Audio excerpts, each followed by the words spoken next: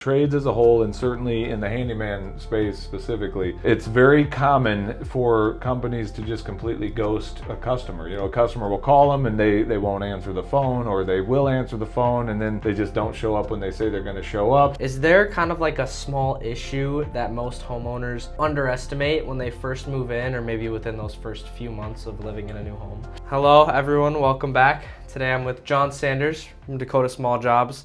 Among many other things. So welcome, Jon. Will you tell us kind of a bit about Dakota Small Jobs and what you guys do, your background? Yeah, well, thanks for having me. So Dakota Small Jobs is a professional handyman company that we started about 4 years ago. Initially, I started it just as a little side hustle to make a little extra income, but what I very quickly saw is that there is a huge market for this type of work, in any community, but especially here in Sioux Falls. And a lot of the big established companies that build homes and that sort of thing, they don't want to come out and fuss with small projects. And I was like, well, we'll do that. And not only will we do that, we will do it in a very professional way with a great team of people and make customer service the priority of all that we do. And man, the phone has just kept ringing ever since the beginning. So it's been a cool run. Yeah, and you're exactly right with that. Before getting into real estate, I did property maintenance, and you call people for some minor issues and this, that, and the other, and it's not even worth their time. So It is great having a connection like you guys here in Sioux Falls that are willing to come out and do the small stuff that people might not know how to do, but they don't want to try it on their own, get electrocuted, or put a hole in their wall. And can I rant on something for just a minute? So here's the thing: in the trades as a whole, this is a broad statement, there's exceptions, but in the trades as a whole, and certainly in the handyman space specifically, it's very common for companies to just completely ghost a customer. A customer will call them and they won't answer the phone, or they will answer the phone and then they just don't show up when they say they're going to show up. Or they often act like it's almost an annoyance that you called us. And I don't know what that's about, but we're just trying to be very different than that. I want to change that stigma, and I want to change the industry to put the customer back at the center of those needs and say, how can we serve you? And so we're not going to ghost you. We're not going to not answer the phone and not show up when we say we're going to. So, and if we can't do a job, if it's either too big or literally too small, although very few jobs are too small for us, we'll just be honest with you and say, hey, that's not in our wheelhouse. But if we can do it, we're going to do it and do it well. Yeah, and people, appreciate that honesty. If you come in and say it's too big of a job for someone, or, maybe it is too small for you guys or something like that, I feel like 99% of people out there would much rather, just honest, straightforward answer than making up some crap. So. For sure. So since we're on the topic of maybe some things being too small or too big, is there kind of like a small issue that most homeowners, underestimate when they first move in, or maybe within those first few months of living in a new home? If someone has never owned a home before, there's things that maybe they just took for granted when they were living at mom and dad's house or whatever. And it's those recurring maintenance things like keeping your furnace filters changed out, making sure that anywhere water is, it's staying where it needs to be and it's not getting out of that, whether it's a pipe or a water fixture, things like that. Just those general maintenance things to keep an eye on, because what starts as a little problem, if ignored for a while, is going to turn into a big problem. So I would say to a new homeowner, just really make sure that you have a general understanding of how your water heater works, your furnace works, some of those basic systems of your home. Not that you need to know how to repair it or fix it, but just that you kind of know if it's working correctly, and that you're not ignoring a problem that could be fixed much sooner than later. Yeah, and when it comes to like a furnace filter or something like that, stuff you have to do, on a regular basis. I've always heard just doing that news like subscription on Amazon, like for a furnace filter. That way you never forget, because it'll always send you one every so and so months. Yeah. So when it comes to that kind of stuff, that's 100%. Like after I moved out of my parents' house, now you got to worry about furnace filters. No one touching the thermostat. I became like my dad, but Well, and I'll tell you this too, because like a lot of times a new homeowner may be intimidated at the thought of like, I don't know how to do all these things. And the truth is, you don't need us to do so many of these things, right? Like YouTube is a great resource to go to and just say, hey, how do I fix this or change that? there's a ton of stuff a new homeowner can do if they just try and get comfortable with it. Where we come in is someone truly does not have the knowledge of how to do something, or they don't have the time, or they don't have the tools. Sometimes you need a specialized tool. And like, we're more than happy to come in and do those things, but it's not rocket science most of the time. A lot of the time it's stuff you truly can learn if you want to. But on the basics, I would say you need to know them. Yeah, yep. And I had an inspector on, and we were kind of talking about when it comes to like DIYing certain projects and what not to do and what to do. And I just want your opinion on kind of the conclusion we came to. We thought, YouTube is a great resource. But maybe if it's something with electrical or plumbing, maybe watch a professional do it first, or kind of have a professional teach you step by step first. For sure. Is that kind of... Yeah, because you're dealing with like electrical, you're dealing with fire hazard type stuff or life-threatening type stuff there. So you definitely want to know what you're doing with electricity. And again, water, if you don't know what you're doing, it can create a tremendous amount of damage to your property. So with those types of things, you do want to have a certain degree of confidence in your ability. I often tell people, like, it's okay to be stretched out of your comfort zone a little, because we all had the first time of doing whatever the repair was, right? Yeah. So we have to learn somewhere. But if you truly feel like, man, I'm in over my head, then that's a good time to call somebody and get a professional in to take care of it. Yeah, 100%. So we've kind of went over some things you probably shouldn't fix, yourself, at least if it's your first time attempting it. On the flip side of that, what are some things that might look like, a huge hassle or a lot to do that actually homeowners might be able to, DIY or try themselves first? Yeah. So I'll say this, but I got to put a little disclaimer on it, and that is this. The first time you do anything, it's going to probably be one of your worst times of doing it, right? But the reality is, as you start to do some of these projects, you realize some are more forgiving than others. So let me give this, like patching a hole in the sheetrock, especially depending on where it is and what the texture is when you're trying to get it all done. There's a lot of forgiveness there, and you can mess up and sand it down and try it again and stuff like that. And at the end of the day, it really isn't as complicated as it may look. But having said that, there's certainly an art to it as well. And you can tell someone who, like, we've got some guys on our team that are very skilled in doing that. They've been doing it for years. And so they make it look super easy. Another project that comes to mind is like luxury vinyl plank flooring, LVP flooring. Most of it is fairly simple to install. You might get a little tricky with certain cuts here and there. You might need some tools to get in some places.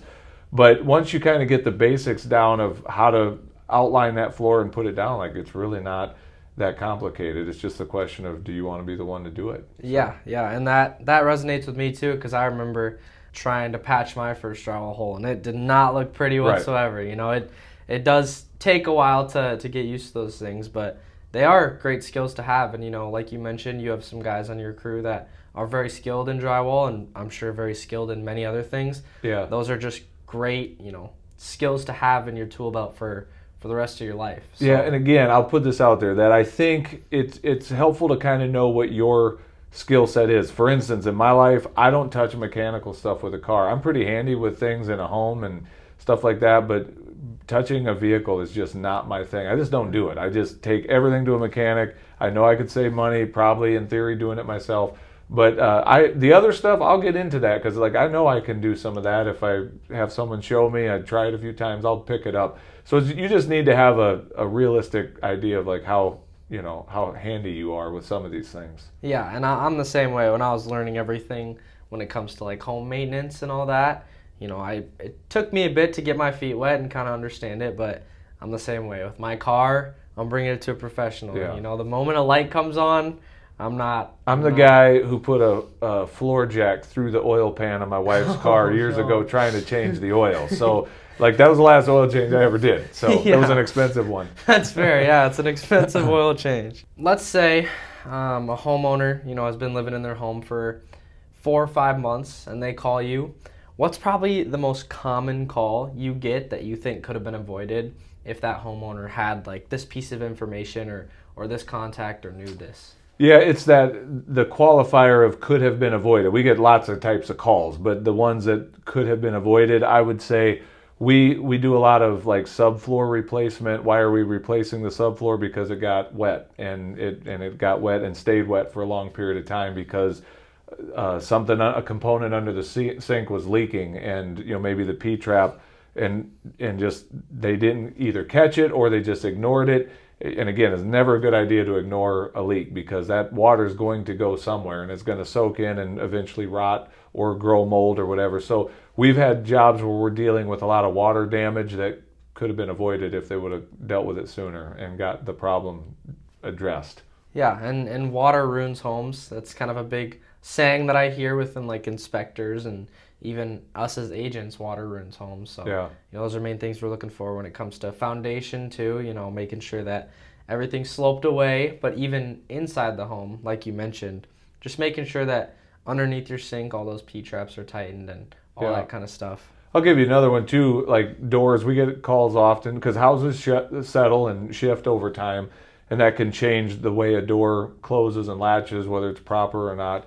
And again, if we get to that sooner than later, sometimes we've seen doors get damaged beyond repair. Like, now we need to put a whole new door in here because someone was slamming this door that we could have made some adjustments to get it to shut and close properly and latch properly. So that's another idea of a job that we could get to sooner than later. Yeah, and so would you say, if someone is watching this and they have a little issue with a door, maybe just any little miscellaneous thing in your home, would it be beneficial to give you a call and just see if you guys could repair it before they, go and replace yes. it? Or and here's the thing, the way we operate is because we deal with such small jobs, we do have a minimum service charge to come out to your home. So if it's something, I'll use a different example. If somebody said, can you install a new smoke detector for me? Well, our minimum service charge is probably not worth just that. But what I would say to that customer is, do you have any other jobs that we can look at while we're there? Any other little projects that we can do for you while we're there to make it worth that time? And most homeowners have a whole laundry list of little items where it's like, man, if I just had someone in here for a little while. I spent an entire day with someone here not too long ago just hanging pictures. This gal was an art collector, and I spent an entire day in her home just hanging pictures. So it's like little things like that. If you have other jobs, it'll make it worth our time to come out, and then we'll look at that small project while we're there. Yeah, and that resonates with me to hear too, just because I feel like, I don't want to say a lot of companies, but there are companies out there that is just like money coming out of their ears when they hear a smoke detector. They're like, right. All right, well, we can charge them whatever we want just to come out and do this small thing. So It's nice to hear that there are people in our community like yourself that run their business on integrity, and you're willing to come out there and say, I'll do more than what you're asking for, just to make it worth their while and not exactly, because we know on our end we have to charge a certain amount to cover our costs and our overhead. But if I know there's kind of a discrepancy between what we need to get for that service charge and the job you're calling, I will be honest with you and say, give us a few more things to do so that it's worth, so that the value's there for you, for sure. Yeah, no, that's awesome. My goal is to help more first-time home buyers here in 2026. So if you were talking to a first-time home buyer and they're going into a home that's already been lived in, we're not talking new construction, just, plain old home on the market, what would be your recommendation for them to check or maybe get fixed or do within that first 90-day mark? Yeah, again, if I'm thinking of someone who's never really owned a home before, so this is kind of a new world to them, the first thing kind of falls outside of the work that we do, but it's just, I'm thinking, I got my dad hat on here, and I'd say to one of my kids, like, make sure that you've got all your utilities set up in your name, and that you understand what you're paying for there and how all that works. And then back to what I was saying earlier, really as the homeowner, make sure you understand how your home works. Your home is built with different systems, and just make sure that you have a general working understanding of how those systems are supposed to function, and then be paying attention to that. Again, it could just be, am I leaving a window hanging wide open in the fall and it's getting cold at night? Like, we got money going out the door, in the heat. It's little things like that, but just, am I managing this household well and kind of keeping an eye, and do I know what to recognize if something's not? And you mentioned like an inspection earlier. Like, it'd be a great opportunity to bring someone in and just say, hey, take me around and show me what do I need to know about my house here? Like, if you think about, if you're getting behind the wheel of a car for the first time, it probably helps to know what some of these pedals and buttons and stuff do. It's kind of the same with a house. Like, make sure that you have a general understanding of what it takes for this home to function and function well, and what am I looking for if something's not appropriate here, and then who do I call? That's another good option, is who do I call if I need something in one of these systems, and having that number ready to go. Yeah, and that's kind of why we have our Stick It, Scan It, Solve It stickers that we give to all of our clients at closing, and we recommend they put it, in their garage or on a water heater or furnace, and that brings them to a page where they have your number right there ready. They have our home support team members there, so if they have some small job and they're like, I don't know who to call, they can scan that and boom, your name is right there, and you can get you and your crew out there to answer whatever questions they have. So yep, that's a great idea, and to have that number before it becomes an emergency. And then in that case, you're just grabbing whoever will come. I love what the team here at Amy Stockburgers has done, is you've got just a great list of resources that covers a gamut of really anything a homeowner would need, and say whatever the system is, there's someone in this list that can help you and provide great service along the way. Yeah, and that kind of brings me to our next kind of final question. You are a part of our home support team, so kind of a two-parter. I just wanted to ask, how has your experience been on our home support team? And the second one is kind of, why is it important for a first-time home buyer to kind of have a network of home pros like yourself that can really help them throughout the entire transaction and for life after? That's one of our pillars. We stand on that, is we're here with the client for life, not just in the transaction. So have you kind of came across anything where you've realized, it is very important for them to have these contacts throughout yes. full-time living? Well, to your first question, we have absolutely loved being a part of the home support team here at the Amy Stockburger Group. Great people, and the people that Amy has surrounded herself with are also great people. I think there's a shared mindset and a shared heart to truly serve people and not just make a profit. Like, again, I'm in business to be profitable. I'm not ashamed of that. But we have the heart of a servant. Like, we want to serve our customers along the way. And I get that vibe from so many of the people that Amy has surrounded herself with here. So, and she's been a great source of referrals for us. And again, we've built great relationships through that. So that's awesome. But to your second question, having that list ready to go, I don't want to be negative in saying this, but the reality is not every home service business out there is there with you in mind. They're not all created equal. And in the time that you need them, if you don't have a reputable person to reach out to, you could be finding yourself on the receiving end of the cheapest option, which I rarely recommend as your best option to go with. I can show you cheap, and I can show you what cheap looks like.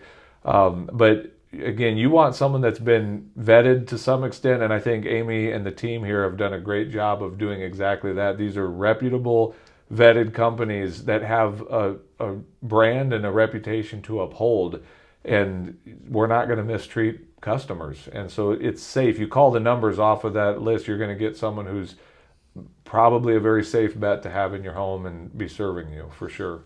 Yeah, and like you said, Amy's been doing it for 20 plus years, so it's not like we just threw our finger on a random page in the phone book and kind of decided, okay, they're going to be our home support team. Right. Most all of our vendors, Amy has used, or one of our other agents has used, and had a great experience with them, and really could feel the care that they gave our clients and shared with us, and that servapreneur mindset. So it has been great. It's been great having you on the home support team as well. And, I appreciate you taking the time to sit down and answer some questions for some first-time home buyers for me. But yeah, well, thank you. I love the work that you guys are doing. And if we can be of any service to the people listening, man, just reach out, give us a call. We'd be happy to serve you. Okay, awesome. Well, thank you so much. And thank you guys for watching.